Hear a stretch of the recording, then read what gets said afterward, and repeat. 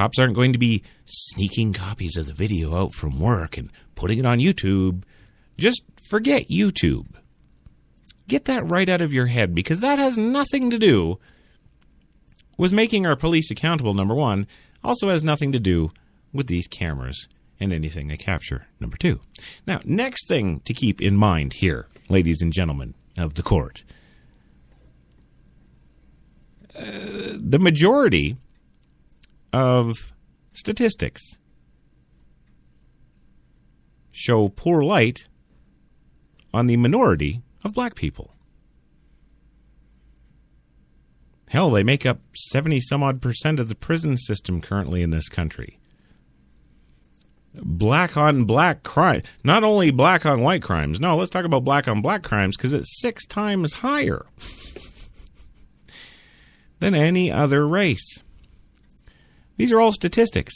They're not made up. They're numbers. They're taken from all the cases. They're taken from prison populations.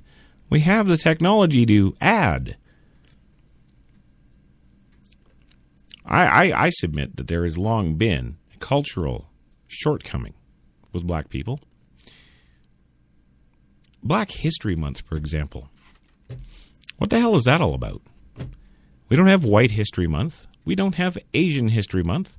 Hell, we don't have Native American History Month. But we have Black History Month. Why? Who feels they need that?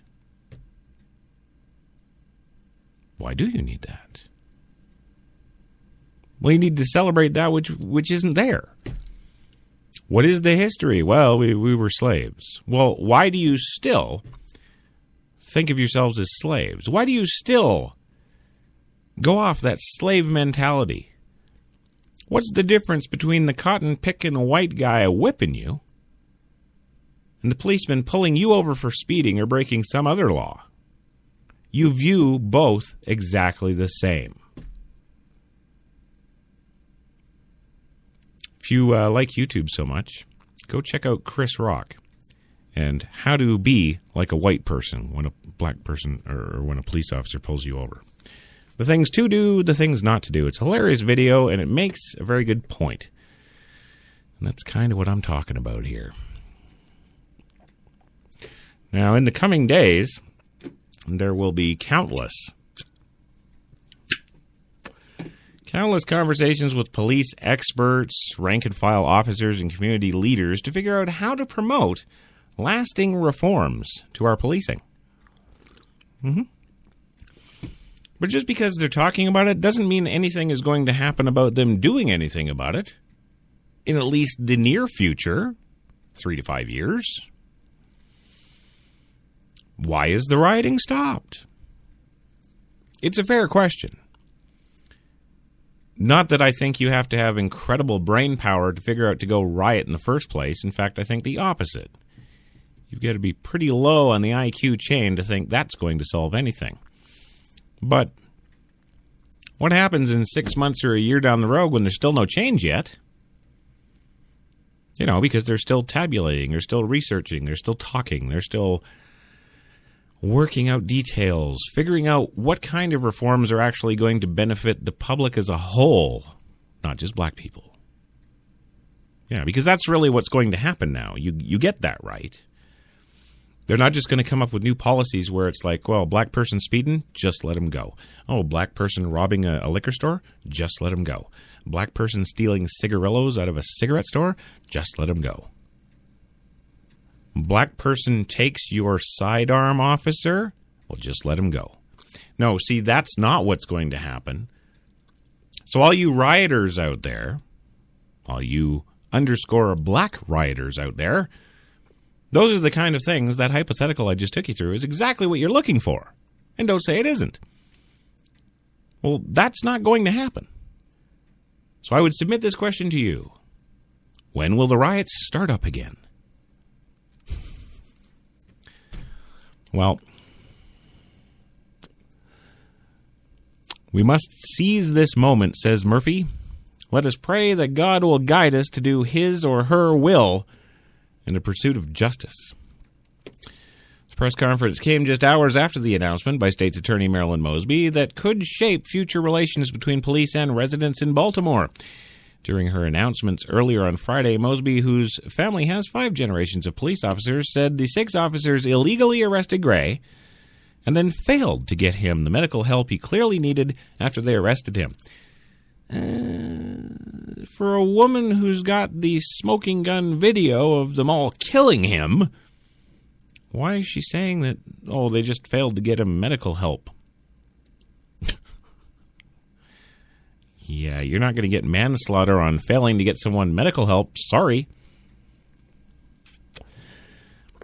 Well, she charged Caesar Goodson Jr., the officer driving the transport van in which Gray was riding, with the harshest crime. Second-degree depraved heart murder. I guess that's depraved indifference here in New York. A charge for an action that is considered to demonstrate a callous disregard for human life. In Maryland, it carries a sentence of up to 30 years. She charged the other officers with involuntary manslaughter, assault, failure to render aid, and misconduct in office. Yes. A loud cheer went up from the crowd in the street in front of the War Memorial Building there in Baltimore, where she announced the charges. Quote, "To the youth of this city, we seek justice on your behalf," end quote, she said. Yeah. She's seeking justice. Residents on the street of the Sandtown neighborhood, where police arrested Gray first off, greeted the news with celebration and cautious optimism. Gray, who was only 25, died April 19th, a week after his encounter with officers, of a mysterious spinal injury suffered while in police custody. His death led to 10 days of protest and violence and riots that turned ridiculously violent that Monday after Gray's funeral. Clashes between those police and protesters led to arrests of more than 200 people and injuries to at least 20 police officers. It's just not good. When's it going to end? When is enough enough? When is this race card going to stop being played? Corporate America doesn't play it anymore, just to give you an update. No. No, they don't. We have black anchormen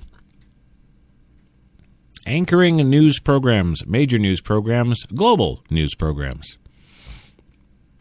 We do, it's true. We have black women doing the same thing. There's those who think that Hollywood is wrought with racism. No, it's not. Nope. Morgan Freeman will tell you so. Hollywood's concerned with making money and making movies. So they can make money and they can make more movies. It's a simple cycle. It's got nothing to do with you, me, black, white, green.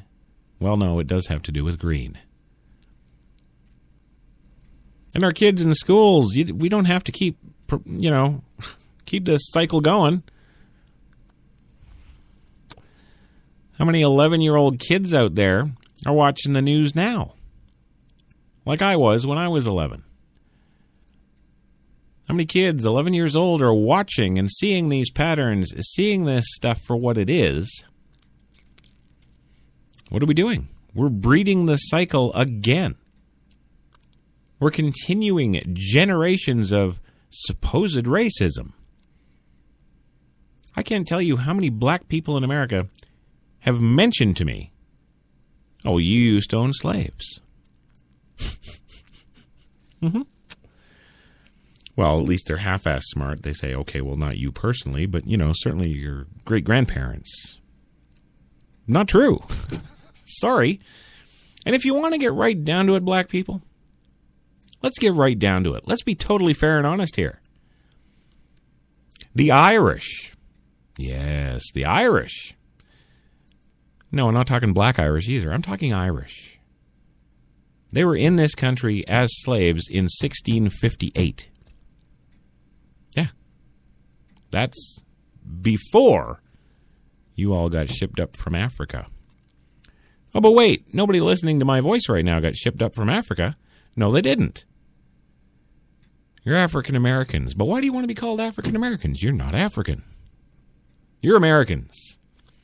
Lose the African. Lose the black. Stick to American.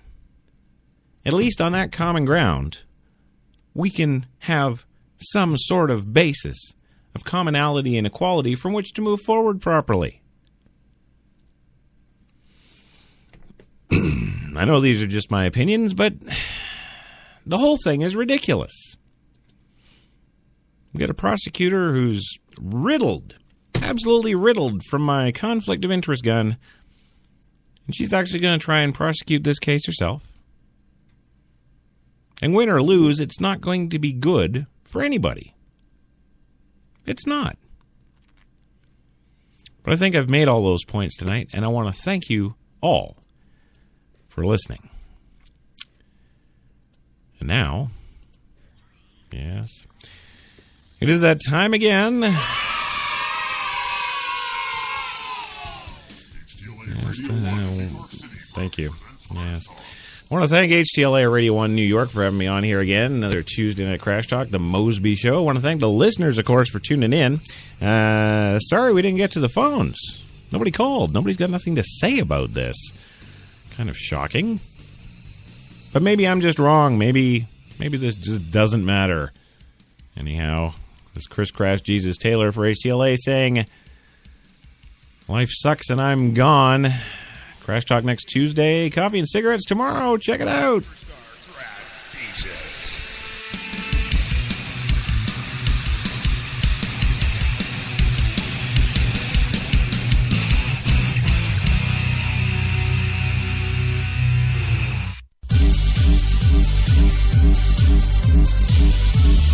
We're New York's best talk radio, HTLA Radio 1.